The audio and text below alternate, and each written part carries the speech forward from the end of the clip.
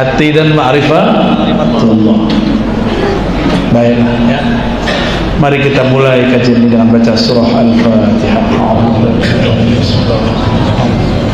Ar-Rahmanir-Rahim. Shiratal ladzina an'amta 'alaihim.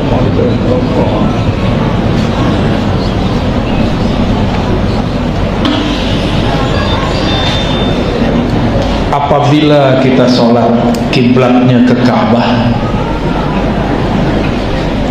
maka saat qalbu dihadapkan, dia menghadap kepada nama yang punya Ka'bah. Siapa yang punya Ka'bah?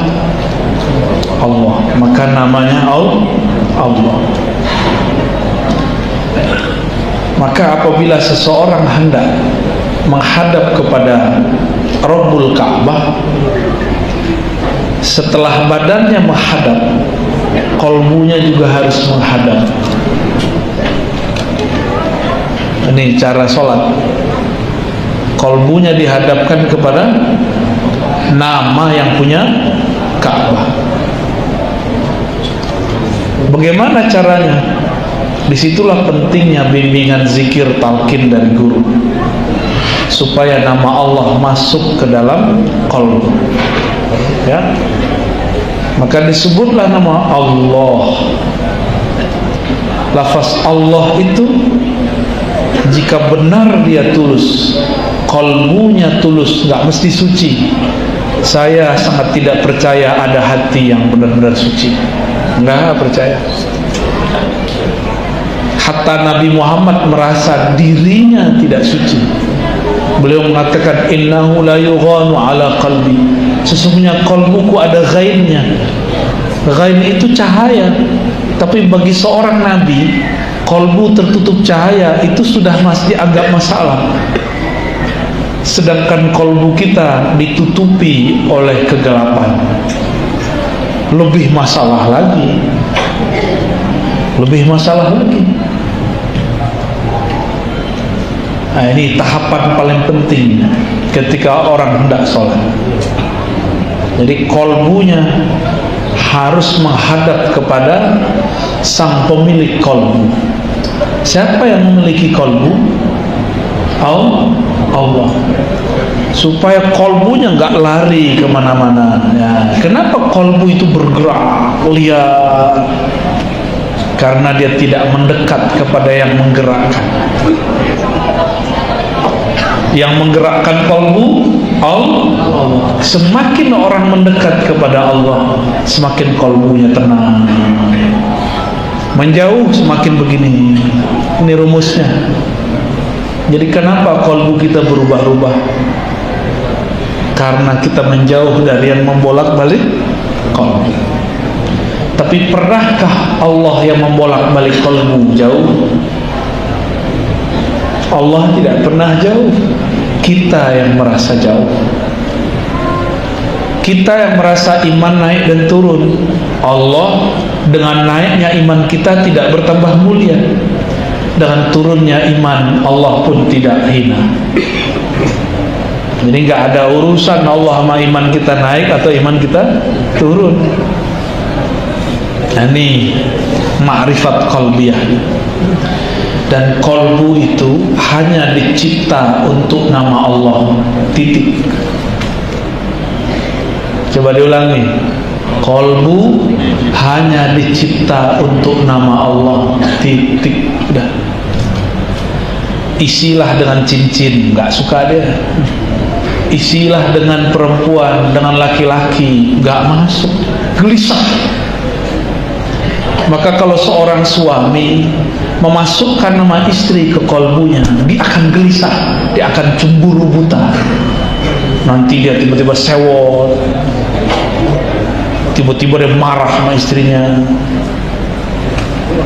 Sama istri kalau memasukkan nama suami ke dalam qalbunya, dia telah menyekutukan Allah. Maka dia tidak relakan ketentuan Allah pada suaminya. Ini bahaya. Itu bahaya. Maka merdekakanlah qalbumu dari selain nama Allah. serahkan orang yang engkau cintai kepada Allah. Baru wa ma lillahi baqiya. Jika engkau mencintainya karena Allah, maka Allah akan kekalkan ia, kekal bersama Allah. Nggak ada lagi, nggak ada cinta abadi kalau nggak dengan Allah. Maka saya nggak percaya cinta abadi, cinta sejati itu nggak ada kecuali disejatikan dengan Allah. Allah lah yang maha sejati. Sejati itu bahasa Arabnya hak, maka terjemahan al-haq yang maha sejati. Hanya dia yang maha sejati, hanya dia yang berhak bertahta di dalam hati. Guru pun tidak boleh nyantol di dalam kolbu. Guru hanyalah pintu ke dalam hati. Maka jangan masukkan nama guru ke dalam hati. Nanti gurunya dijemput Allah, stres. Banyaklah murid-murid salik-salik, stres gurunya mati karena kolbunya dipenuhi nama gurunya. Kolbu ada qalibu. Qalib luarnya kolbu itu boleh diisi nama guru, hanya jadi pintu. Maka kita bertawassul dengan menyebut guru. Ya Allah, kirimkan Fatihah kepada guruku tercinta. Jangan masukkan ke dalam hati. Murid-murid kalau terlalu memasukkan gurunya ke dalam hati, nanti dia akan mengatur gurunya. Nanti bagi dia guru itu harus versi dia. Nanti kalau dia belajar fikih, di fikih itu yang dia ambil fikih saklek, haram merokok. Nanti kelihatan gurunya ngerokok, dia bilang, masa guruku ngerokok, batal jadi guru. Emang dia boleh ngatur guru? Hah? Itu kalau udah masuk ke hati. Jangan masuk ke hati, nanti kita suka ngatur-ngatur dia. Nanti kita menjadi musuhnya. Kita akan su'ul adab kepadanya. Guru, masa begitu? Itu su'ul adab namanya. Nanti gurunya masih monogami. Kalau gurunya poligami, ngomong lagi, guru saya pengumbar syahwat. Nah, kalau begitu Rasulullah pengumbar syahwat dong. Tidak ada urusannya orang nikah dan tidak menikah dengan dia umbar syahwat. Banyak orang gak menikah mengumbar syahwat. Banyak. Jangan cuma karena guru kita menikah lagi, kita kemudian meninggalkan guru. Berarti nama guru di hati. Cukup di pintu hati, jangan dimasukkan. Ya, inilah orang gagal berguru. Ya, dia gagal berguru. Apalagi ibu-ibu nih, hati-hati. Jangan pernah masukkan nama guru ke hati, cukup di pintu hati. Maka ketika sang pintu berubah-ubah, ketika ditutup, dibuka, nggak ada masalah. Catnya diganti, nggak ada masalah. Ya, supaya kita tulusnya hanya kepada Allah. Tadi rumusnya apa? Kaidahnya apa? Hati hanya dicipta untuk nama Allah. Maka mencintai guru hanya karena Allah, bukan karena menurut saya itu guru, menurut kamu berarti kamu berguru dengan nafsumu. Buya, Ustadz, Kiai, guru, pemahaman guru sama dengan pemahaman saya. Emang kalau nggak sama kamu berhenti berguru? Sudah, pergi sana. Ya. Apa kita mengatur guru? Emang kalau guru nggak sesuai paham kita tinggalkan? Berarti kita suul adab mengatur-ngatur guru. Inilah yang terjadi pada murid-murid kazib. Ada dua jenis murid. Murid yang hatinya kazib, hatinya bohong.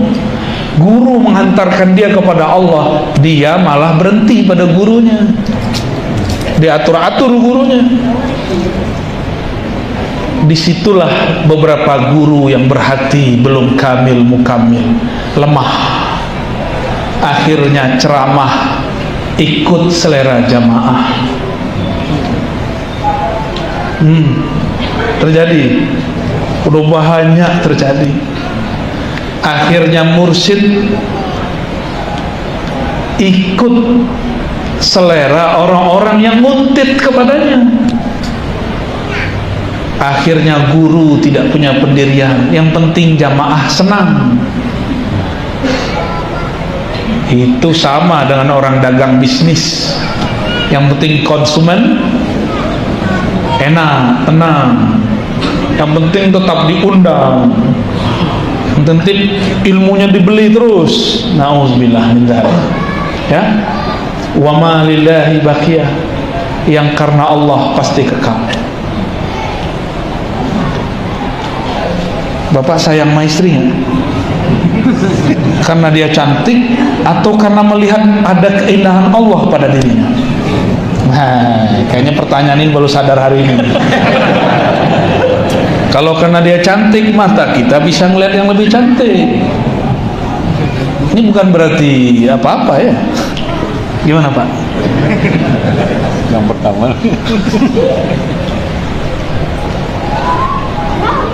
pasangan yang kekal itu yang dia memandang pasangannya lebur dalam cinta Allah.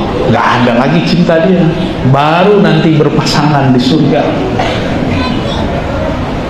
Kalau enggak, dia tidak akan berpasangan di surga. Mau sampai masuk surga, maka lepaskan nama dia dari kolbu, masukkan nama Allah, baru sertakan nama dia di luar kolbu. Ya, jadi kolbu hanya dicipta untuk nama Allah. Kolbu kita sudah tergadai lama, makanya baru saja takbir pikiran sudah kemana-mana. Baru saja baca zikir, pikiran tidak bisa konsentrasi, karena kolbu sudah tergadai dengan dunia. Benarlah kata Rasulullah, sungguh lelah hamba-hamba dunia, sungguh tersiksa hamba-hamba duit, apalagi hamba-hamba popularitas. Capeknya bukan main. Tapi beruntunglah hamba Allah, karena dia merdeka. Itulah hamba Allah yang di kolbunya hanya ada Allah. Itulah syair yang dulu orang baca, ma fi qalbi ghairullah, tidak ada di kolbu kecuali Allah. Itu baru benar. Maka mulai siang ini, mulai duha ini, mulailah berlatih. Sebutlah nama Allah di kolbu. Kolbu saya keras, gak apa-apa, nama Allah itu lebih keras. Tapi satu yang keras jangan dilawan keras, lawan dengan kelembutan, tapi rutin. Betapa Allah menciptakan ayat-ayatnya, ayat-ayat yang tercipta, ada ayat-ayat yang dikalamkan, ayat yang dikalamkan tidak dicipta, ayat yang terlihat itu ayat yang dicipta. Ketika kita melihat batu yang keras setiap hari kena tetes, berlobang, maka ukirlah nama Allah di dalam kolbu. Itulah makna daripada surat Al-Muzammil, wazkurisma rabbika wa tabattal ilaihi tabtila. Sebutlah nama Allah Rabbmu, penciptamu, wa tabattal, rajin-rajin, itu maknanya. Sungguh-sungguh, jangan hari ini zikir, besok tidak zikir. Setiap hari, setiap hari, sampai namanya terukir di dalam kolbu. Jika namanya terukir, memancarlah cahaya. Beberapa orang melihat namanya, itu biasa, jangan merasa spesial. Kita tidak menyembah huruf, kita tidak menyembah nama. Yang kita sembah yang punya nama. Ini pun harus diingatkan.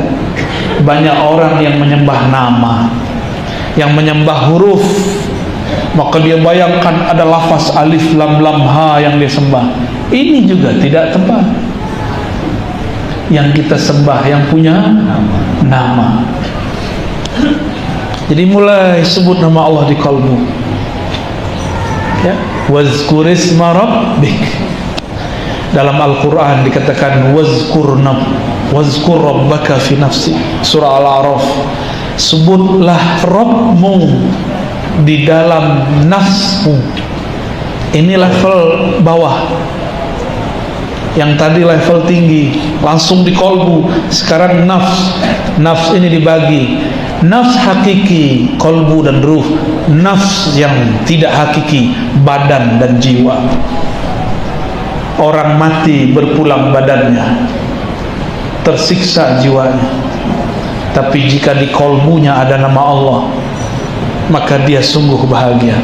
Dia akan dipulangkan kepada yang punya nama, Allah Subhanahu wa ta'ala. Mulai ya, dimulai. Apa kata baginda Rasul sallallahu alaihi wasallam?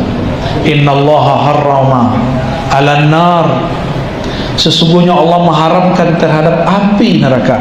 Hadis Imam Bukhari. Kepada siapa diharamkan? Man qala la ilaha illallah. Kepada orang yang dia membaca la ilaha illallah, bukan dari lisannya, tapi min qalbihi, dari kolbunya, atau min nafsihi, atau dari jiwanya. Yang sudah ikut talqin waktu di Kiram ya? Amalkan. Yang belum, cari guru sendiri lagi ya, karena saya mentalkin itu nunggu isyarat juga. Kalau orangnya sudah nol semua, tiba-tiba kita bisa mentalkin.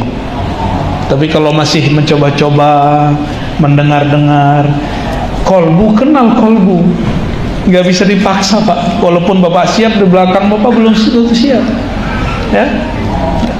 Ada orang yang ingin ngaji sama saya karena ingin dengar saya kritik Wahabi. Seneng kalau saya ada kritik Salafi Wahabi, bahagia dia. Kalau saya nggak kritik Salafi Wahabi, dia bilang, ini belum ustadz saya ini. Ada lagi yang sudah belajar torikot, kalau saya sebut nama torikotnya baru dia seneng. Nah ini baru ustadz saya ini. Nah ini yang ngatur-ngatur ustadz kerjaannya. Ada yang sudah asik di kolbunya. Kalau si ustadz khutbah ngajar tidak menyebut kata kolbu, dia bilang, belum sampai si ustadz.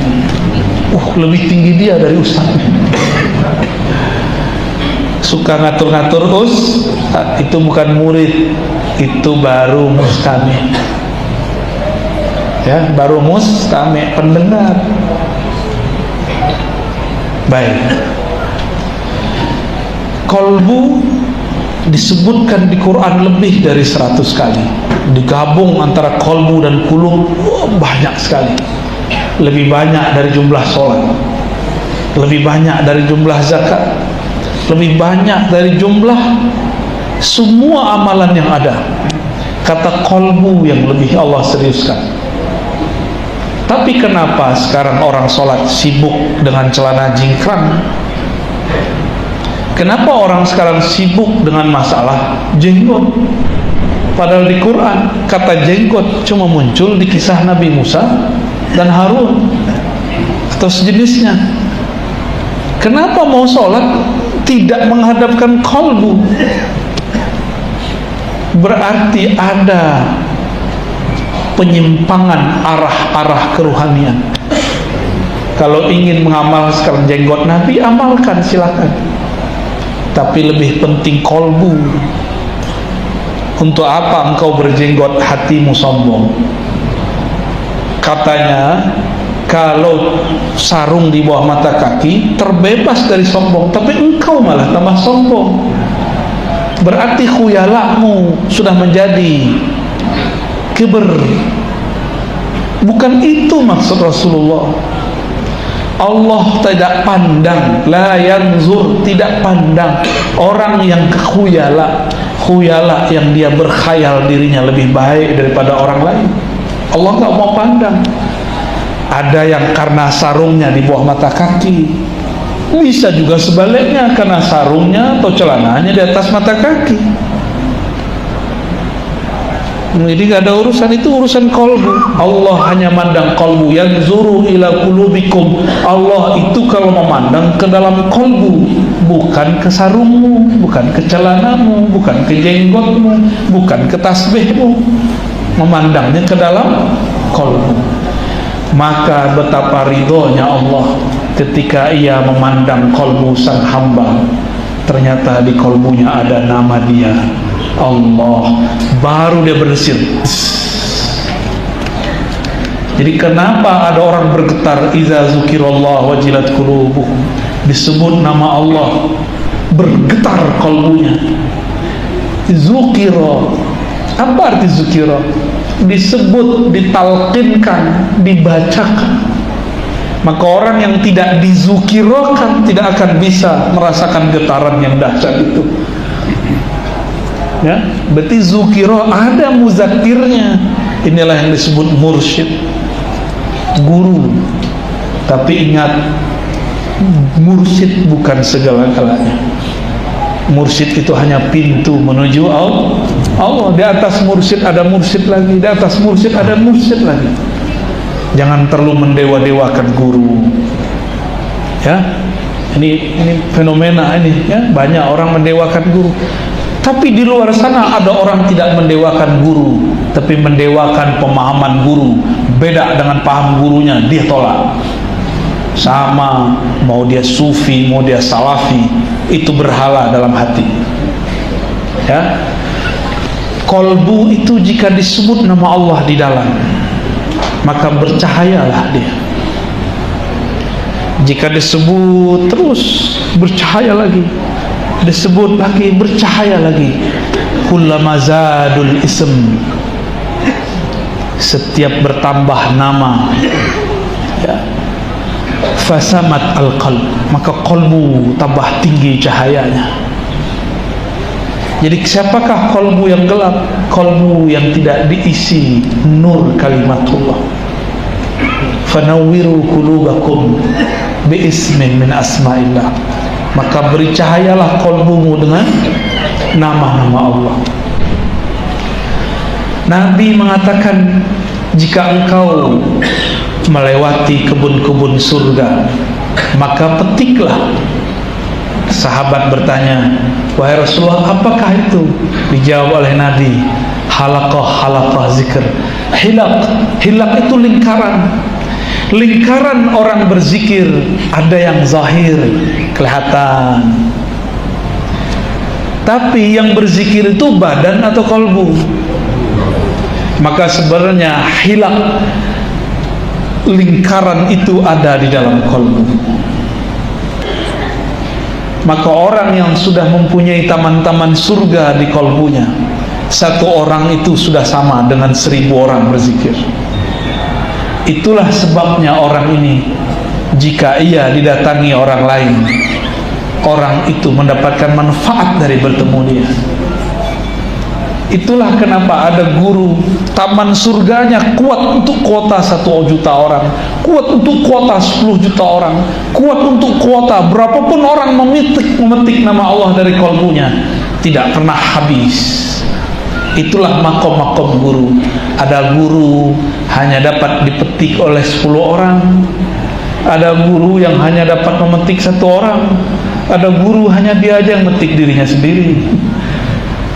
Ada yang guru yang mau dipetik sudah mulai layu. Ada guru badannya sudah terkubur di tanah, tapi ruhaninya masih berbuah. Karena ruhaninya masih berbuah, meskipun tubuhnya sudah wafat, murid-muridnya masih dapat manfaat. Itulah guru-guru yang taman-taman kolbunya, taman-taman zikir ruhnya dikekalkan oleh Allah Subhanahu wa ta'ala. Beruntunglah orang bermursyid, Allah akan selalu kasih dia irsyad. Beruntunglah orang berguru, maka kolbunya akan tertuju kepada Allah yang dimaksud. Jadi taman-taman hakiki di mana? Di kolbu. Karena kita belum jadi taman, marilah kita memetiknya dari kolbu para guru. Ada guru yang dipetik buahnya sebelum buahnya matang. Sekali dipetik, murid-muridnya bilang nggak enak, maka muridnya nggak datang lagi. Tapi iklan dan promonya tinggi, tetap saja ada yang datang. Ketika ditanya kenapa pahit Tuan Guru, oh ini jamu. Sebenarnya memang dianya pahit. Paham ilustrasinya? Ada orang jadi guru sebelum matang, belum diizinkan gurunya sudah tampil, belum matang buahnya dia sudah jual. Akhirnya orang cuma mau beli sekali. Kata dia, ini sudah matang, kita coba, belum matang. Ada yang sudah matang, kematangan. Paham? Kalau kematangan pas dibelinya di rumah busuk. Kata orang, aku tak mau beli lagi. Ternyata zikir itu efeknya bisa membusuk, bisa basi. Bukan zikirnya, efeknya, tamannya bisa layu. Inilah yang terjadi. Thariqat itu mesti direvisi terus. Ketika buahnya melayu, buah-buahannya sudah habis, maka harus ditanam lagi. Maka sang guru harus mengupgrade ilmunya. Dia harus berbeda cara menanamnya dengan masa orang lalu. Sekarang orang banyak jualan, namanya bukan pakai kolbu, pakai smartphone, pakai aplikasi. Si guru juga harus merevisi. Dia harus memasukkan jualannya, jualan buah-buahnya ke TikTok, ya. Harus ada murid-muridnya yang masuk ke YouTube, harus ada sahabat-sahabatnya yang mengenalkan ke Facebook. Dan zikirnya juga harus disederhanakan, karena zaman sudah berubah. Sekarang apa aja tinggal pencet-pencet datang makanan ke rumah. Betul? Lebih canggih dari zaman Sayyidatuna Maryam. Sayyidatuna Maryam doa dulu, ya Allah, baru turun dikirim oleh ojol food, tapi dari malaikat. Kalau sekarang nggak perlu pakai malaikat, ketinggian, pencet-pencet, datang makanan, benar nggak? Mau beli apa aja bisa, beli mobil aja bisa online, beli rumah pun bisa online. Ada nikah online, gawat. Ada murid online sekarang, boleh, harus diterima. Maka saya membolehkan orang ngaji online, yang penting dia ikut akun yang sahih. Ya, akun kami dikelola oleh Sidi Musa dan kawan-kawan, tidak berbayar. Ya, jadi kalau ada akun-akun ribat berbayar, itu bukan akun kami, itu akun bodong. Kalau ente mau berdakwah, tulus aja kepada Allah, ya. Tinggal minta izin, kita izinkan kok. Jangan memalsukan nama, ya. Jika memalsukan atas nama Nabi, falitabawwa maq'adahu minan nar. Memalsukan atas nama seorang guru, ya, mirip-mirip lah walaupun tidak nar. Gak sampai nar, tapi mirip-mirip.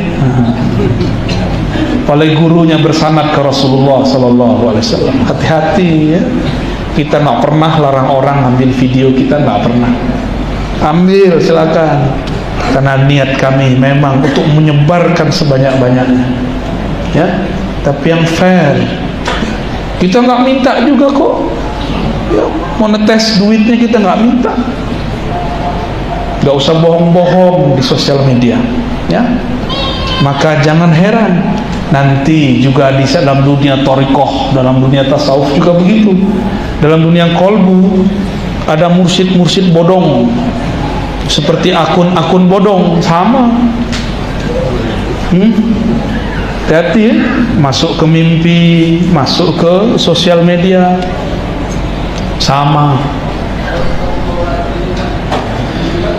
Jadi kolbu ini, suara apa itu? Kolbu orang istighfar, ya.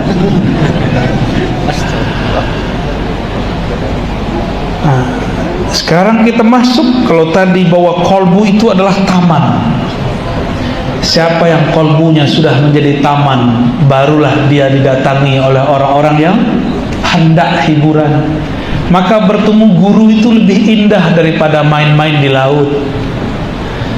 Bertemu guru yang kolbunya sudah jadi taman-taman rohani, lebih syahdu daripada di pegunungan. Bertemu guru yang kolbunya sudah menjadi hutan belantara asma-asma Allah, lebih asik daripada berkemah di tengah hutan. Betul-betul indah.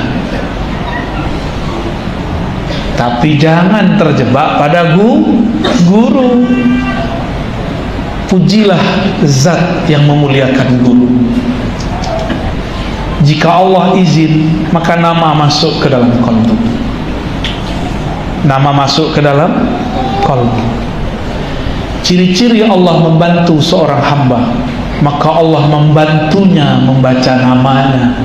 Yang mana namanya jika disebut, itu langit bisa pecah, planet-planet itu berbenturan, gunung-gunung bisa hancur, bumi pun bergetar. Tapi Allah izinkan masuk ke dalam kolbu. Berarti kolbu manusia lebih kuat daripada langit dan bumi. Inilah rahasia kenapa Rasulullah bisa kuat naik ke aras. Itu rahasianya. Karena kolbu beliau lebih kuat daripada kolbu Sayyidina Jibril. Ya, itu rahasianya. Ketika beliau diusir, dicaci maki, beliau tidak balas mencaci maki. Jibril sudah marah. Ternyata Jibril itu gak penyabar juga babnya.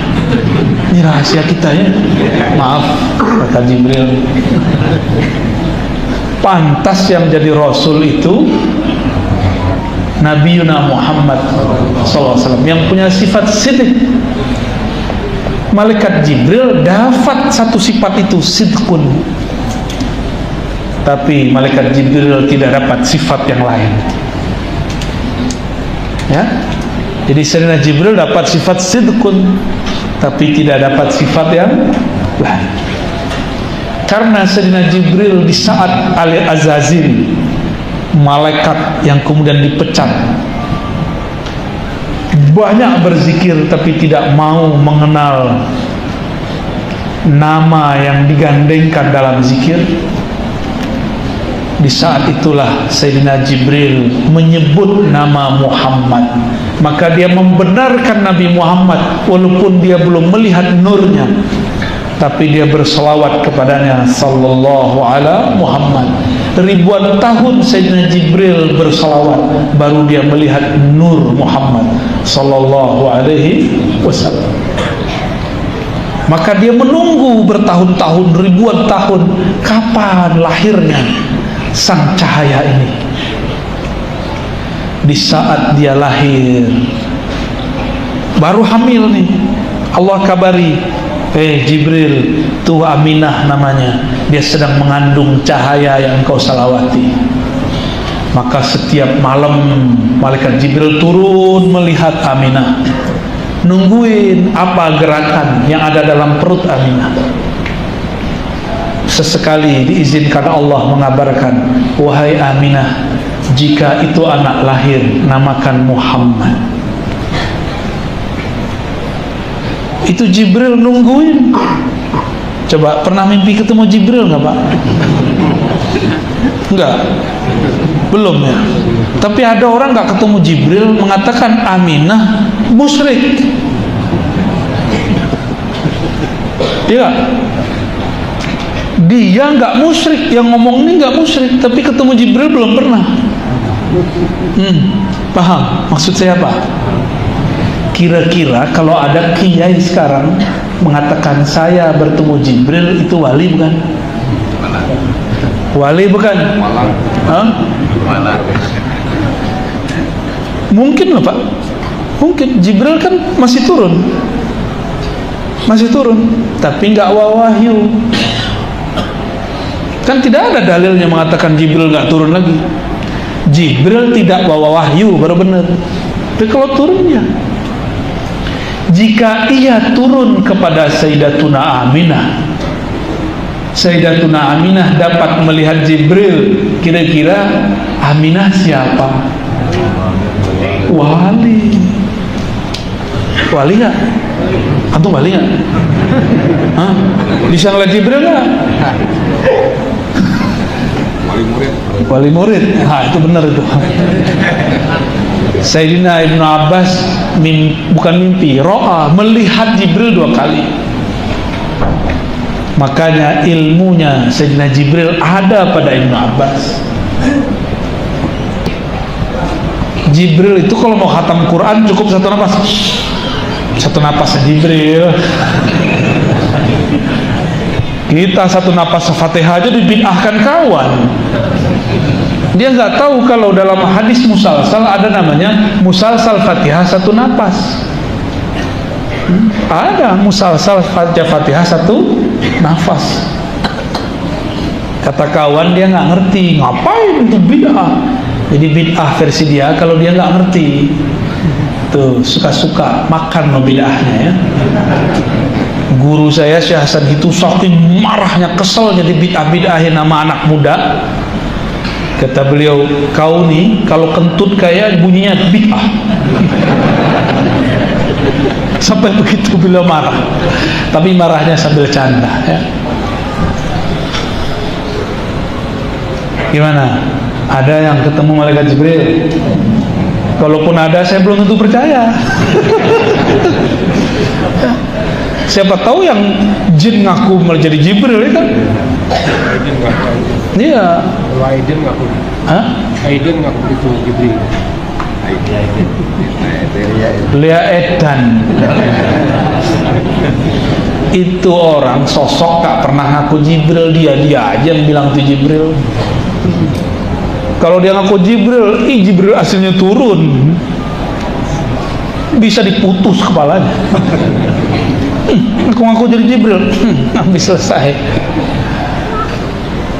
Sayyidina Jibril itu wiridnya sholawat, Pak. Sallallahu ala Muhammad. Maka bernamalah sholawat Jibril. Ya. Jadi Jibril itu jadi Jibril karena sholawat.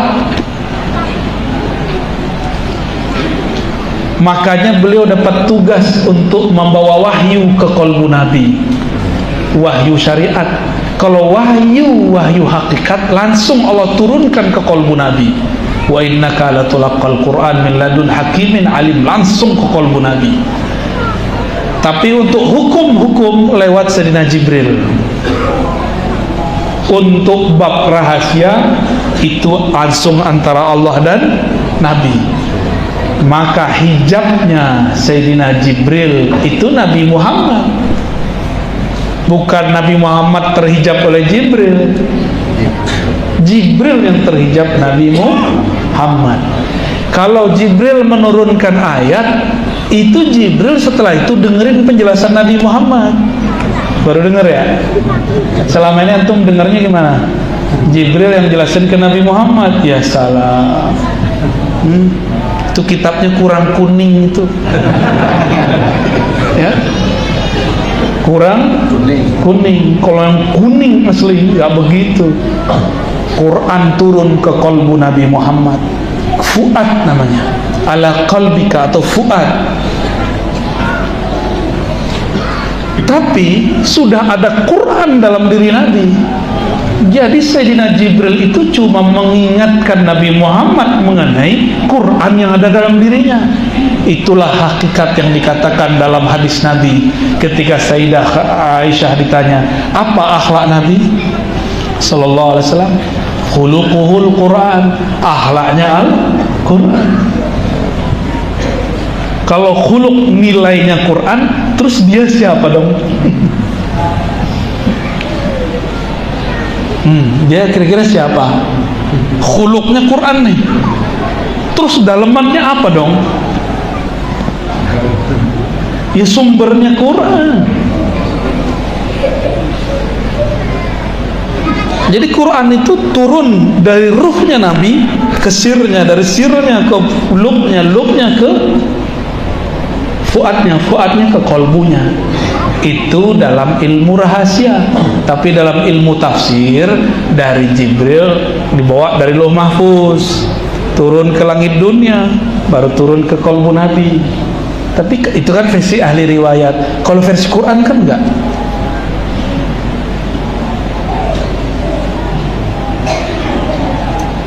Allah menyebut Quran itu qara'a. Qara'a jamaah, artinya Allah kumpulkan Quran itu di qalbu Nabi. Hanya qalbu Nabi lah yang bisa menampung Al-Quran. Kita ini karena bukan Nabi Muhammad, kita paling dapat beberapa nur Quran. Ada yang dapat nur Al-Fatihah, ada yang dapat nur Kulhu, ada yang dapat nur Al-Baqarah, ada yang dapat nur Al-Mulk, ada yang dapat nur Waqiah, ada yang dapat nur Toha. Itu Allah bagi-bagi. Setiap kekasihnya datang dengan ayat-ayat itu kepada Allah Subhanahu wa taala. Maka setiap wali ada ayatnya. Nabi Idris saja ada ayatnya. Dan semua ayat itu ada di qalbu Nabi Muhammad sallallahu alaihi wasallam.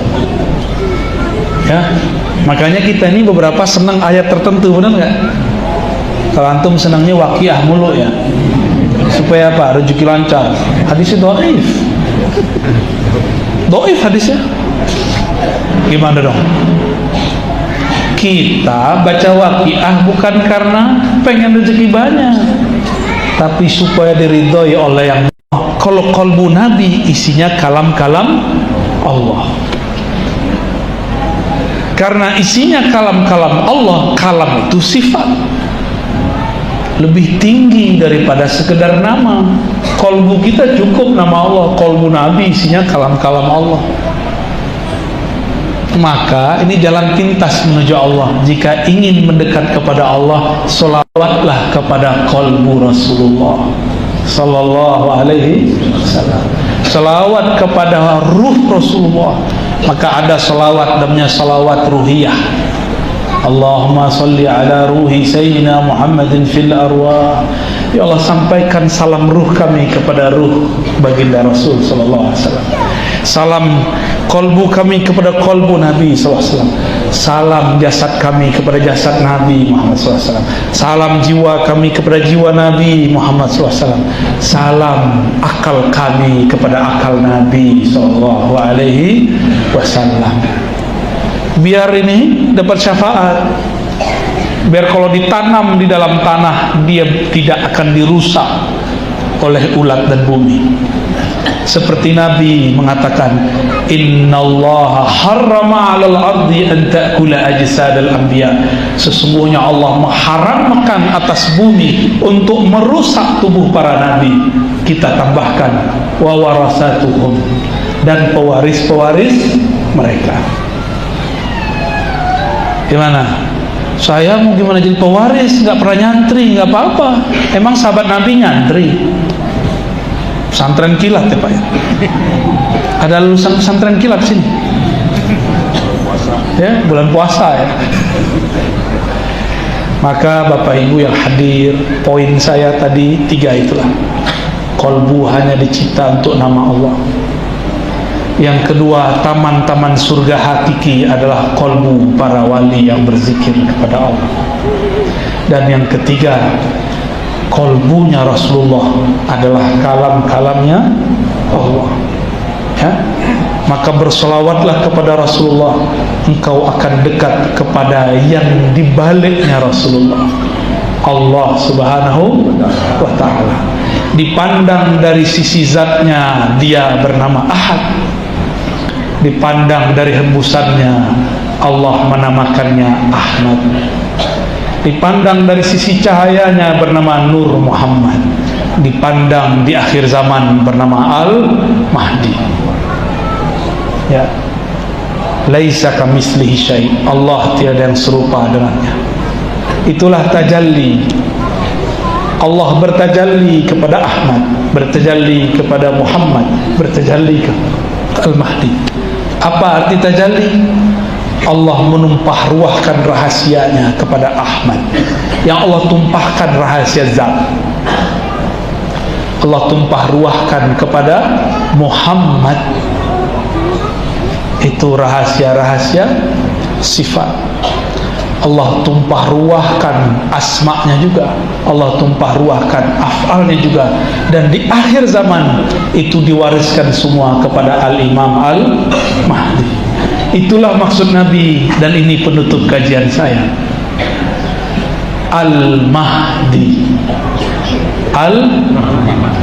Alif Lam itu menunjukkan kesempurnaan hidayah yang dia terima. Hidayah hanya jatuh ke dalam kalbu. Maka Al-Mahdi orang yang diberi hidayah kalbunya, bukan otaknya. Maka Al-Mahdi bergerak dengan gerakan kalbu, kalbunya bergerak dari ruhnya. Maka sang Al-Mahdi tidak bergerak karena berita, karena partai politik, karena desakan jemaah, dan dia bergerak dengan gerakan ruh murni. Itulah yang disebut minhaj nubuwah, manhaj kenabian. Inilah yang disebut ismi, isimnya, namanya persis seperti namaku, bukan nama KTP. Nabi di zaman itu nggak ada KTP. Jadi jangan cari orang namanya Muhammad bin Abdullah, bukan. Ini nama ruhani. Nama apa? Nama ruhani. Karena beliau sayyidnya para arwah. Roh itu ada di pohon, ada di hewan, ada di benda-benda ini, dan ada di tubuh kita. Maka sang pangeran ruh Al-Mahdi bisa berdialog dengan alam semesta. Jadi dia bisa ngomong sama pohon, bisa ngomong sama kucing. Tentaranya nanti juga bisa berbicara dengan alam semesta, kecuali satu pohon namanya Gharqa. Kok bisa? Karena tentaranya adalah tentara ruhani. Ruh bisa dialog dengan ruh, kolbu bisa memandang kolbu, akal bisa mengkritisi akal, fisik bisa bersentuhan fisik. Ya, inilah oleh-oleh pada siang hari ini. Maka kalau salawat, saya sudah ijazahkan salawat hadiah, itu sudah gabungan salawat. Allahumma ya ahad salli ala Ahmad. Wahai yang zatnya ahad, hembuskanlah rahmatmu kepada Ahmad. Allahumma ya ahad salli ala Muhammad. Pancarkan cahayamu wahai yang maha ahad kepada sang nur Muhammad. Ya Allah ya ahad salli ala al-mahdi khalifatika. Ya Allah ya ahad. Maka ya Allah, pemilik semua rahasia, tumpahkanlah kasih sayangmu kepada Al-Mahdi, imam yang kami tunggu-tunggu. Insya Allah jika umur panjang kita bersama beliau. Tapi ujiannya sangat berat, jumlahnya sedikit, tapi kolbunya berisikan ma'rifat. Maka jangan tertipu penampilan fisik, mulailah memandang dengan kolbu dan sir. Allah yang maha khafi, yang maha sir akan membimbing kita semua. Untuk ulama-ulama kita, guru-guru kita, untuk orang yang mengurusi negeri ini, baik umaranya, baik ulamanya, baik petani-petaninya, baik pedagang-pedagangnya yang tulus untuk Allah, terutama yang hadir siang ini, mari kita kirimkan salawat cinta. Al-Fatihah. A'udzubillahi minasyaitonir rajim. Alhamdulillah. Azkar. Shiratal ladzina ghairil maghdubi alaihim waladdallin.